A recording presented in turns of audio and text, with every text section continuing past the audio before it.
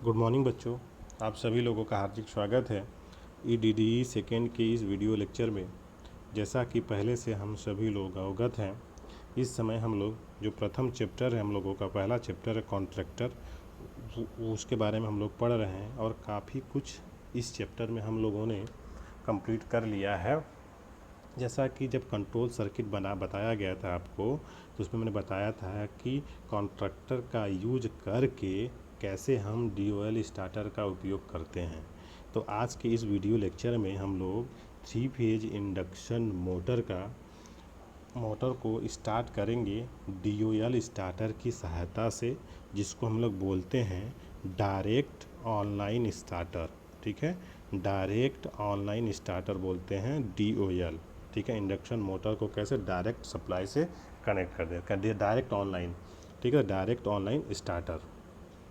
तो सबसे पहले ये समझ लेते हैं एक्चुअली स्टार्टर क्या होता है और क्यों इसका यूज करते हैं। अगर आपको याद हो, तो जब इलेक्ट्रिकल मशीन फर्स्ट पढ़ाया गया था, तो उस समय हम लोग पास एक फार्मूला निकल के आया था, armature current IA equal to V minus E upon RA। ठीक है, at the time of starting क्या होता था कि स्पीड मेरी क्या होती थी, जीरो होती थी। जब स्पीड मेरी जीरो होती थी तो बैक EMF क्या E0 होता था, और ये किस पे डिपेंड करता था, स्पीड पे। ठीक है, जब ये मेरी वैल्यू जीरो हो जाती थी, कहने का मतलब जैसे एग्जाम्पल मैंने दिया था, अगर याद हो आप लोगों को, अगर आपके पास पैसा दे दिया जाए और कोई बाउंडेशन न दिया जाए आपको खर्च करने का, तो अपने मन से खर्चा करेंगे। इसी तरह इसमें भी होता है कि अगर बैक EMF जीरो के कंडीशन में है, कोई अपोज करने वाला उपस्थित नहीं है, तो हम सर्किट की मोटर क्या करेगा, एक्सेस करेंट को क्या करेगा, अपनी तरफ लेगा। और जैसे एक्सेस करंट आएगी बाइंडिंग में, बाइंडिंग क्या होगी, गर्म होगा, इंसुलेशन ख़राब होगा और मोटर को क्या करेगा, वो जला देगा। ठीक है, तो इससे जलाने के लिए, बचाने के लिए हम लोग क्या करते हैं, स्टार्टर का यूज करते हैं। कहने का मतलब यह है कि जब मोटर नो लोड के रनिंग की कंडीशन में होती है, उस समय क्या होता है, स्पीड मेरा क्या होता है, जीरो होता है। और स्टार्टिंग के समय क्या करता है, मोटर जो नॉर्मल कंडीशन की होती है, लोड रनिंग कंडीशन, उससे 5 से 8% टाइम्स क्या करती है, ज़्यादा करंट को एक्सेस करती है, जिससे क्या होता है, मोटर की बाइंडिंग क्या होती है, गर्म होकर जल जाती है। तो इससे बचने के लिए हम लोग क्या करते हैं, स्टार्टर का यूज करते हैं। ठीक है, इतना आप लोगों ने पहले भी पढ़ा होगा, जब 3 फेज इंडक्शन मोटर भी पढ़ा होगा, जिसमें स्टार्टिंग मेथड पढ़ा होगा। ठीक है, तो आज हम लोग डायरेक्ट ऑनलाइन स्टार्टर, जिसको बोलते हैं DOL स्टार्टर, अगर इंडक्शन मोटर मेरा 5 HP से कम है तो इस मोटर का यूज करते हैं। ठीक है, और ये आप बताइएगा कि क्यों हम 5 HP से कम मोटर के लिए DOL स्टार्टर का यूज करते हैं, उससे ऊपर के लिए क्यों नहीं करते हैं। ठीक है, तो चलिए आज हम लोग शुरुआत करते हैं डायरेक्ट ऑनलाइन स्टार्टर। पहले कंट्रोल सर्किट एक बार में, फिर पावर सर्किट, फिर उसका वायर डायग्राम अच्छी तरह से समझते हैं। ठीक है, चलिए, ये मेरा अगर कंट्रोल पर सर्किट बना हुआ है, तो ये मेरे पास फेज वायर। ठीक है, ये मेरे पास क्या हो गया, फेज वायर। ठीक है, एक फेज वायर यहाँ पर, अगर एक सिंगल लाइन डायग्राम की तरह से समझ रहे हैं, इसलिए पहले सिंगल में ही दिखाया गया। ऐसा नहीं है कि 3 phase induction motor single supply से ऑपरेट होगी, सिंगल फेज का नहीं है, 3 फेज का इसमें दिखाया गया है। ठीक है, तो हम लोगों ने क्या किया, मेरे पास फेज वायर को कनेक्ट किया। फ्यूज़ को हमेशा किस में कनेक्ट करते हैं, फेज वायर में, तो मैंने क्या किया, एक फ्यूज ले लिया। ठीक है, उसके बाद मेरे पास ये NC आया, नॉर्मली क्लोज स्टॉप बटन जिसको बोलते हैं। ठीक है, जिसको बोलते हैं नॉर्मली क्लोज स्टॉप बटन। ठीक है, उसके बाद मेरा आएगा ये स्टार्ट बटन, ये मेरे पास स्टार्ट बटन, ये ओवरलोड रिले, ये ऑक्सिलरी कॉइल हो गई, और ये मेरा न्यूट्रल लिंक ऑलरेडी इससे कनेक्टेड रहता है। तो ये हो गया मेरा क्या, कंट्रोल परिपथ, जो कंट्रोल सर्किट है इसका।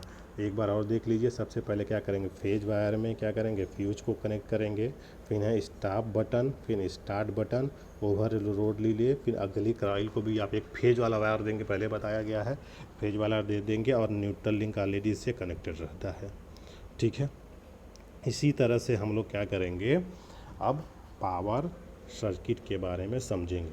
ठीक है, देखिए, ये मेरे पास RYB तीनों फेज हो गया, RYB, और ये तीनों फेज हो गया। उसके बाद हम लोगों ने क्या किया, एक फ्यूज कनेक्ट किया हुआ। देखिए बहुत आप जब देखेंगे तो आपको एमसीबी भी लगा हुआ, वो टाइप ऑफ प्रोटेक्शन पर डिपेंड करता है कि किस तरह का आप प्रोटेक्शन मोटर को देना चाहते हैं, ताकि कन्फ्यूजन वाली बात नहीं हो कि एमसीबी या फ्यूज में। ठीक है, उसके हिसाब जिस तरह का प्रोटेक्शन है भी, जिस लेवल का आपको प्रोटेक्शन चाहिए उस हिसाब से आप सर्किट ब्रेकर, एमसीबी, फ्यूज, जिस लेवल का आपको चाहिए उस लेवल का हम लोग क्या करें, प्रोटेक्शन यूज कर लेंगे। ठीक है, तो ये मेरे पास आर वाई बी तीनों फेज के बाद ये फ्यूज हो गया। ये पहले दिखाया था टीपीआईसी स्विच हम लोगों ने यहाँ पे लगाया है। देखिए आप फिगर देखेंगे तो 3 पोल 4 पोल दोनों का हो सकता है। ठीक है, अब वो ऑक्सिलरी बाइंडिंग पे आपको लिखा रहेगा कि आपको 220 या 230 देना है या 415 वोल्ट देना है। ठीक है, तो कहीं कहीं आपको जो फिगर देखिए इस बुक में आप जब पढ़ेंगे अपने बुक में, इसमें ऑक्सिलरी कॉइल को हमेशा 230 वोल्ट दिया है, मतलब न्यूट्रल लिंक से कनेक्ट किया हुआ है। और किसी बुक में देखेंगे तो वो क्या क्या phase to phase supply phase 415 volt को भी दिया, तो उसमें कन्फ्यूजन होने वाली बात नहीं है। ठीक है, तो ये मेरे पास आर वाई बी तीनों फेज हो गया।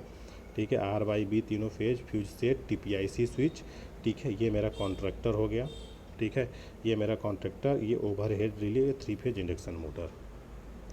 ठीक है, ये मेरा ऑक्सिलरी कॉइल है यहाँ पे बना हुआ। ऑक्सिलरी कॉइल को आप क्या करेंगे, एक फेज से देंगे, एक न्यूट्रल से देंगे। ये इसका स्टार्ट बटन, इतना वही सेम कॉमन है जिसमें दिखाया गया, तो ये लोग हम ऑलरेडी पढ़ चुके हैं।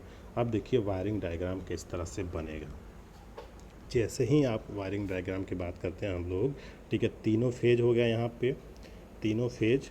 उसके बाद फ्यूज, ये मेरा कॉन्ट्रैक्टर। ठीक है, कॉन्ट्रैक्टर के बाद ये मेरा टीपीआईसी स्विच, ये मेरा कॉन्ट्रैक्टर। कॉन्ट्रैक्टर में मेरा क्या, ऑक्सिलरी कॉइल, ऑक्सिलरी कॉइल में एक फेज और एक न्यूट्रल लिंक। ये देखिए आपको न्यूट्रल लिंक कनेक्टेड है यहाँ पे। ठीक है, ये मेरा न्यूट्रल लिंक कनेक्टेड है, ये ऑलरेडी निकला, और इसको क्या किया हम लोगों ने, फेज दे दिया और यहाँ पे न्यूट्रल। ठीक है, इस आप ये देख लीजिए इधर से न्यूट्रल लिंक जिस तरह से आपको देना है, ऊपर वाले, जैसे मैंने फिगर में बताया था, चाहे ऊपर वाले में दे दीजिए चाहे नीचे वाले में दे दीजिए। ठीक है, ये मेरा न्यूट्रल लिंक से होते हुए इधर चला गया, ये इधर इस वाले में सर्किट मेरी क्लोज हो गई। तो एक फेज वायर ऊपर वाले में चाहे नीचे वाले में दे दीजिए, दोनों तरह से कॉइल बना हुआ है, इस तरह से कॉइल बनी रहती है। ठीक है, चाहे इधर वाले में दीजिए, चाहे इधर वाले में दीजिए, चाहे इधर वाले में दीजिए, चाहे इधर वाले में दीजिए, दोनों सेम की कंडीशन में रहता है। ठीक है, तो ये मेरे पास हो गई ऑक्सिलरी कॉइल। एक तो इसको न्यूट्रल से कनेक्ट किया, इसको फेज से कनेक्ट किया, ये मेरा स्टार्ट बटन, ये मेरा स्टॉप बटन। ठीक है, ये इसके लिए फ्यूज लगा हुआ है। अब यहाँ तक तो ये बात हो गई। अब हम समझ लेते हैं कैसे कार्य करता है। जैसे ही अब लिखने की वाली पोजीशन में आ जाते हैं, तो DOL स्टार्टर का उपयोग 5 HP से कम मोटर, इंडक्शन मोटर को स्टार्ट करने के लिए किया जाता है। इसमें दो पुश बटन होते हैं, एक होता है ग्रीन, एक होता है रेड। स्टार्ट करने के लिए कौन सा बटन, ग्रीन बटन, और स्टॉप करने के लिए रेड बटन का उपयोग किया जाता है। अगर सारे, ठीक है, अगर सारे संपर्क की बात करते हैं DOL स्टार्टर में, तो क्या क्या हो जाएंगे मेरे पास, फ्यूज हो जाएगा, एक ऑफ पुश बटन हो जाएगा, स्टार्ट पुश बटन हो जाएगा, ऑक्सिलरी कॉन्ट्रैक्टर हो जाएगा, पावर कॉन्ट्रैक्टर हो जाएगा, ऑक्सिलरी रिले हो जाएगा, थर्मल ओवर लीड रिले हो जाएगा, ओवरलोड कॉन्ट्रैक्टर हो जाएगा, रिले कॉइल हो जाएगी, TPIC स्विच हो जाएगी, और एक न्यूट्रल लिंक जो आप समझ रहे हैं वो न्यूट्रल लिंक हो जाएगा। तो इतना हो जाएगा। अब जैसे ही आपको मोटर स्टार्ट करना है, ठीक है, आप क्या करेंगे, स्टार्ट बटन को क्या करेंगे, स्टार्ट बटन को क्लिक करेंगे और ये सर्किट यहाँ से कनेक्ट होगी। उसके बाद ये कॉइल जो ऑक्सिलरी कॉइल है वो क्या करेगी, इनर्जाइज होगी। जैसे ही इनर्जाइज होगी, ये कॉन्ट्रैक्टर क्या करेगा, इससे तीनों को इनपुट टर्मिनल को क्या करेगा, कॉन्टैक्ट कराएगा। जैसे ही ये कॉन्टैक्ट करेंगे, ये RYB, ठीक है, इस RY L1 L2 L3 T1 T2 से मिलेंगे। जैसे ही T1 T2 से मिलेंगे, ओवरलोड कॉइल से होते हुए हमारे पास क्या करेगी, 3 फेज इंडक्शन मोटर की तरफ चली जाएगी। अब जैसे ही आपको मोटर को स्टार्ट करना है, आप क्या करेंगे, स्टॉप बटन को पुश करेंगे और ये सर्किट यहाँ से क्या करेगी, क्लोज करेगी, और ऑक्सिलरी कॉइल डीमैग्नेटाइज होगी और मोटर क्या होगा, मेरा स्टॉप हो जाएगा। ठीक है, सेम जैसा हम लोगों ने पहले कॉन्ट्रैक्टर के केस में देखा था, सेम चीज़ें वही करनी है यहाँ पे, ठीक है। कोई ज़्यादा डिफरेंस वहाँ पे और इससे नहीं है। तो आई होप आप लोगों को समझ में आ गया होगा। तो आज के लिए इतना ही, धन्यवाद।